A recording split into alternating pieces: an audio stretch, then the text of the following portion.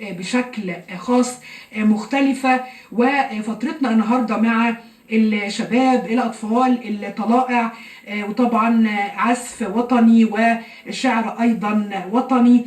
وزي ما قال أستاذ حسين الزناتي وكان معانا من شوية على هوانا هواء القاهرة الكبرى، قال أطفال مصر هم الأمن القومي لهذا البلد.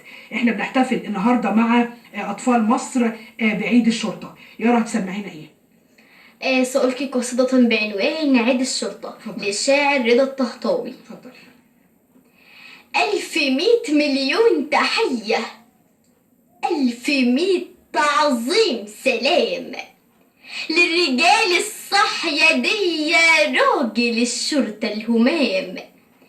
الوزير رمز المهابة والتحدي والسيادة، والمجند سول شاويش والمباحث والقيادة. كل ضابط أو مقدم أو مساعد أو أمين، قسم نقطة أو في مركز ولا دورية وكمين. والعقيد مأمور وفرد، اللي واقف حر برد لجل ما يأمن حياتنا ولا العيون تقدر تنام. 1100 مليون تحية، 1100 تعظيم سلام للرجال الصحيدية، راجل الشرطة الهمام. كل رائد والمعاون والنبطشي والغفير، والنزاهة والإرادة والتأهب والنفير.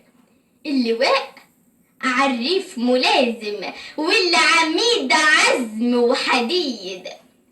كل تقدير شكر لازم للبطل ويا الشهيد. في القطاع مندوب إدارة، والرقيب ويا النقيب، بالجدارة وفي الصدارة، مفيش أجازة يوم يغيب. ليل نهار سهران بيحرس للوطن خدمة وتمام. 1100 مليون تحية، 1100 تعظيم سلام للرجال الصحيدية، راجل الشرطة الهمام. اللي يجري ليك مسارع لجل ما يطفي الحريق، واللي واقف جوه الشارع يمنع الأزمة في طريق. ألف شكر مع الهتاف للنزول فوق الكتاف، والشكاوي والإشارة والمحاضر اشتباه، والبلاغ عالفور حاضر، كل واخد انتباه. لو لنجدة تقول ألوه، مين بتلقى في الأمام.